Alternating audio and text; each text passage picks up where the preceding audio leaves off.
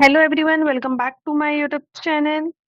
ठीक है, तो ये हम लोग पार्ट 2 देखने वाले हैं। लास्ट पार्ट में हम लोगों ने पार्ट 1 देखा है। आई होप आप लोगों ने वो सारे पॉइंट्स देख लिए होंगे जिसमें हम लोगों ने एचआरएम को पढ़ा था, एचआरएम के इम्पोर्टेंस को पढ़ा था, राइट।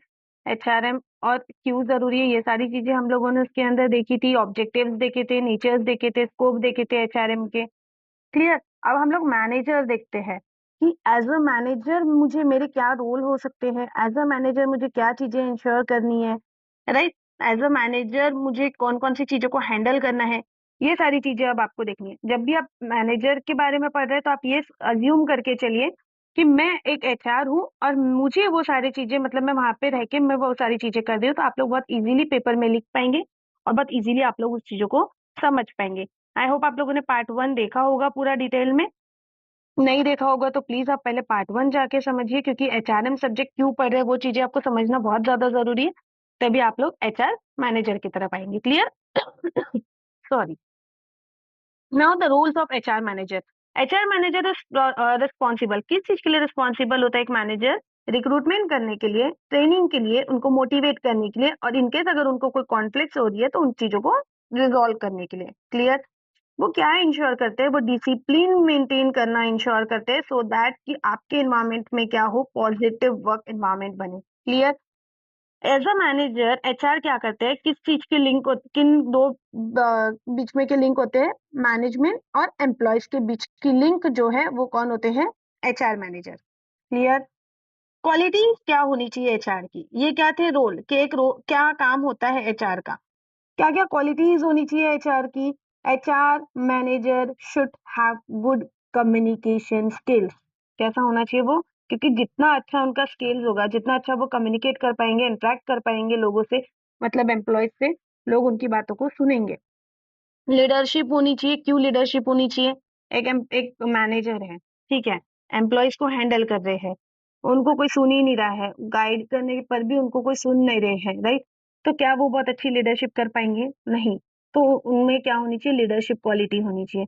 डिसीजन मेकिंग पावर उनका बहुत अच्छा होना चाहिए, सो दैट कि जो भी प्रॉब्लम्स आ रही है वो उसको इजीली और स्मूथली सॉल्व कर सके। क्लियर। इमोशनल इंटेलिजेंस होने की वजह से वो क्या कर पाएंगे? एम्प्लॉय की फीलिंग्स को समझ पाएंगे। तो ये भी क्वालिटी उनके अंदर होना बहुत ज्यादा जरूरी है। I hope it's clear. Job analysis. अब जॉब एनालिसिस क्या है? ये एक ऐसी प्रोसेस है जहाँ पे क्या होता है, आप लोग the collecting detailed information about a job, जो भी जॉब है उसकी डिटेल इंफॉर्मेशन कलेक्ट करना, that is job analysis. Clear. Analysis word में दिया है, जॉब का एनालिसिस करना।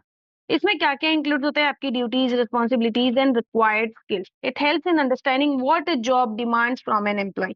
एम्प्लॉय से आपको क्या डिमांड करना है, क्या उनकी ड्यूटीज उनको परफॉर्म करनी है, क्या उनकी रिस्पॉन्सिबिलिटीज है, ये सब ये जॉब एनालिसिस प्रोसेस में लिखा होता है। ठीक है।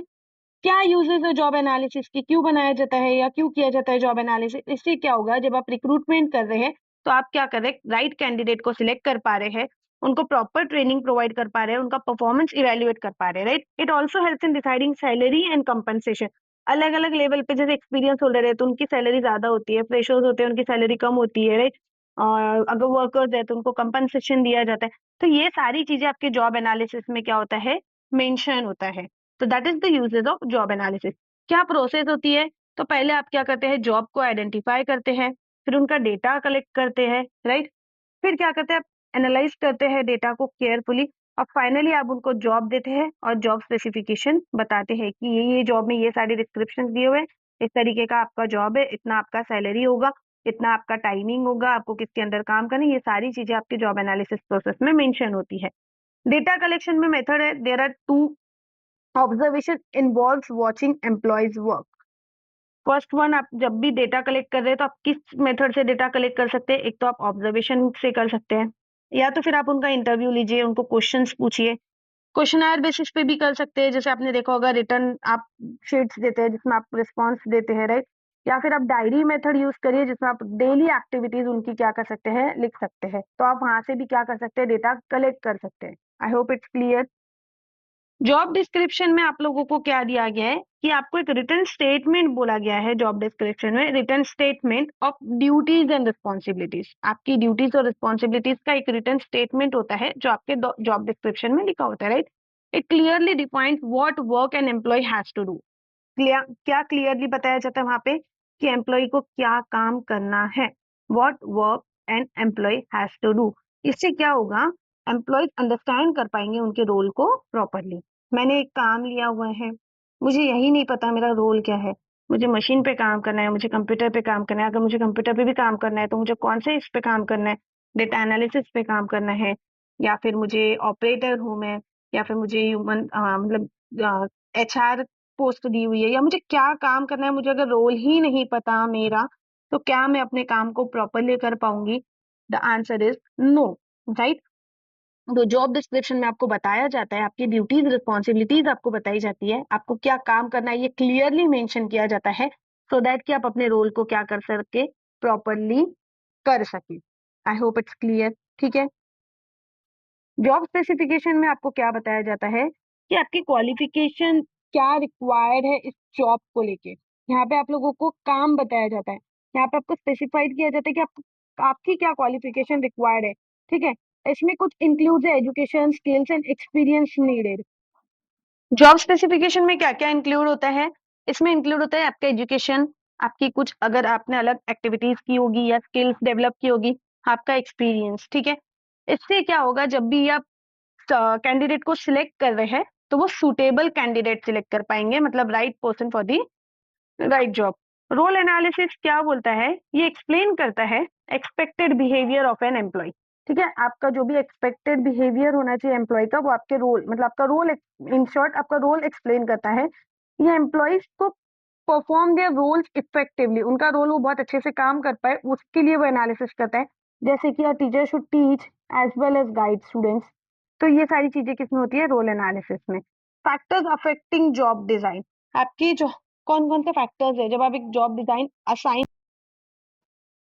फैक्टर्स कौन कौन से अफेक्ट होते हैं, टेक्नोलॉजी फैक्टर्स, अगर टेक्नोलॉजी इंप्रूव हो गई है या टेक्नोलॉजी में चेंजेस आ गए हैं तो वो भी आपके जॉब डिजाइन में अफेक्ट करेगा, राइट। एम्प्लॉयज की स्किल जैसी आपको चाहिए वैसी अगर नहीं मिलती है तो वो अफेक्ट कर सकता है। ऑर्गेनाइजेशनल का स्ट्रक्चर, वर्क एनवायरमेंट, ये सारी चीजें आपके जॉब डिजाइन में क्या कर सकती है, अफेक्ट कर सकती है। This factors influence how a job is structured and perform. इससे क्या होगा, आपके जो भी आपने डिजाइन किया हुआ था उसको इन्फ्लुएंस कर सकता है, उसको अफेक्ट कर सकता है। Clear. Techniques of job design, job design करते वक्त आपको क्या क्या टेक्निक्स को यूज करना है, आप क्या करिए, job rotation changes task to reduce boredom. Clear. क्या करना है आपको, चेंज करते रहे, जैसे आपको पता है 3 शिफ्ट में काम किया जाता है, 2 शिफ्ट में काम किया कराया जाता है, क्यों, सो दैट कि बोर्डम ना हो सके, बोर ना हो सके और उन लोगों को उस काम को करने में इंटरेस्ट आ सके। Job enlargement increases number of task, जितना ज्यादा आप टास्क मतलब अच्छा टास्क देंगे उतना अब बोर होना कम होगा, चीजें क्या होगी, अच्छे से काम कर पाएगी। Job enrichment increases responsibility and authority improving job satisfaction, right. Job enrichment क्या करता है, इंक्रीज करता है किस चीज को, रिस्पॉन्सिबिलिटी और ऑथोरिटी को, सो दैट कि आप इंप्रूव कर सके अपने जॉब सेटिस्फेक्शन में। क्लियर। जॉब एनरिचमेंट का मतलब क्या होता है, पहले आप वो भी समझ लीजिए। जॉब एनरिचमेंट का मतलब होता है कि सपोज एक एम्प्लॉय सिर्फ डेटा एंट्री करता था, क्लियर। अब उसको ये भी रिस्पॉन्सिबिलिटी दे दी कि वो रिपोर्ट एनालाइज करे, डिसीजन सजेस्ट करे, तो इससे क्या होगा, उसका इंटरेस्ट क्रिएट होगा। क्लियर। देखिए, यानी स्टूडेंट, अब जैसे मैं एक एज अ स्टूडेंट हूँ तो मुझे सिर्फ पढ़ाई पढ़ाई कर दी है, मुझे एक काम दिया गया है बट उसमें मुझे रिस्पॉन्सिबिलिटीज दी गई है। जैसे आप देखे होंगे स्टूडेंट्स को अगर आप रिस्पॉन्सिबिलिटीज देते हैं, मतलब अगर आप लोगों को मैं कोई रिस्पॉन्सिबिलिटीज देती हूँ तो आप उसमें बेटर करने का कोशिश करते हैं, फिर आप लोग मुझे सजेस्ट भी करेंगे कि मैम ऐसा नहीं ऐसा काम करिए, वैसा नहीं वैसा करिए, राइट। तो इससे क्या होगा, इंटरेस्ट क्रिएट होता है, तो वही होता है job enrichment, increases responsibilities and authority, so that कि वो जॉब सेटिस्फेक्शन में क्या हो, इंप्रूवमेंट लाए। क्लियर। ये सारी टेक्निक्स क्या करती है, जॉब एनालिसिस में यूज करनी होती है जॉब डिजाइन में। केस स्टडी क्या बोलता है, if a company hires employees without job analysis, अगर किसी भी जॉब एनालिसिस के बिना आप कंपनी में कैंडिडेट हायर करते हैं तो मे बी शायद आप रॉन्ग कैंडिडेट हायर कर ले। इससे क्या होगा, सामने जाके परफॉर्मेंस पुअर हो सकता है। तो जॉब एनालिसिस आपको क्या हेल्प करती है, very important for proper hiring. तो ये आप लोगों को किस चीज के लिए हेल्प करती है, एक प्रॉपर कैंडिडेट को चूज करने के लिए, उसके प्रॉपर इंटरेस्ट को चूज करने के लिए, और परफॉर्मेंस आगे जाके अच्छा हो सके, इसके लिए भी आप लोगों को जॉब एनालिसिस करना बहुत ज़्यादा ज़रूरी है। इसका मतलब होता है कि आप जब भी कोई जॉब के लिए कैंडिडेट हायर कर रहे हैं या आप जब भी रिक्रूटमेंट कर रहे हैं, राइट? या फिर आप जब कुछ प्रोसेस कर रहे हैं, तो उसमें क्या करिए आप, प्रॉपर तरीके से एनालिसिस करिए पहले आप अपने जॉब का, आपको कौन सी ड्यूटीज़ उनको देनी है, कौन सी रिस्पॉन्सिबिलिटीज़ उनको देनी है, उनकी क्या-क्या रिक्वायर्ड स्किल्स होगी आप लोगों को चाहिए, वो सारी चीज़ें आप वहाँ जॉब पे मेंशन करिए। जॉब डिस्क्रिप्शन में मेंशन करिए, जॉब स्पेसिफिकेशन आप लोग एनालाइज़ करिए प्रॉपर। इस तरीके से आप लोग पहले एक प्रॉपर फॉर्मेट बनाइए, एज़ अ एचआर की बात कर रही हूँ मैं। आप ये सारी चीज़ें एनालिसिस करिए, रोल एनालिसिस करिए उन लोगों का कि उनको कौन से रोल के लिए आपको परफ़ॉर्म करना है, कौन-सा रोल देना है, कौन-कौन से फैक्टर्स मेरे जब मैं जॉब डिज़ाइन कर रही हूँ या मैं जब जॉब दे रही हूँ, तो कौन-कौन से फैक्टर्स अफ़ेक्ट कर सकते हैं आपको, ये सारी चीज़ें भी ध्यान देनी है। टेक्निक्स आप कौन-कौन सी टेक्निक्स आप कौन-कौन सी यूज़ करते हैं, जिससे क्या होगा एम्प्लॉइज़ आप प्रॉपर सिलेक्ट कर पाएँ, उनको बोर ना हो, उनका इम्प्रूव हो सके, वो लोग सैटिस्फाइड रह सके, ऐसी टेक्निक्स भी आपको यूज़ करनी है, राइट? आपको केस स्टडी पढ़नी है, उसके हिसाब से आप लोगों को क्या करना है, जॉब पे कैंडिडेट को हायर करना है। तो HRM is essential for managing and developing employees. It helps in achieving both individual and organisational goal, दोनों ही लेवल पे आप क्या करता है, एचआरएम हेल्प करता है और ये आपके सक्सेस और ग्रोथ ऑफ द ऑर्गेनाइजेशन में बहुत इफेक्टिवली हेल्प करता है। आई होप आपको ये क्लियर हुआ होगा। Please like, share and subscribe और अगर आप लोगों को ये सारी चीज़ें समझ में आई होगी तो प्लीज़ मुझे कमेंट सेक्शन में बताइएगा सो दैट मैं नेक्स्ट यूनिट लेके आऊँ। Thank you so much guys, मिलते हैं नेक्स्ट वीडियो में।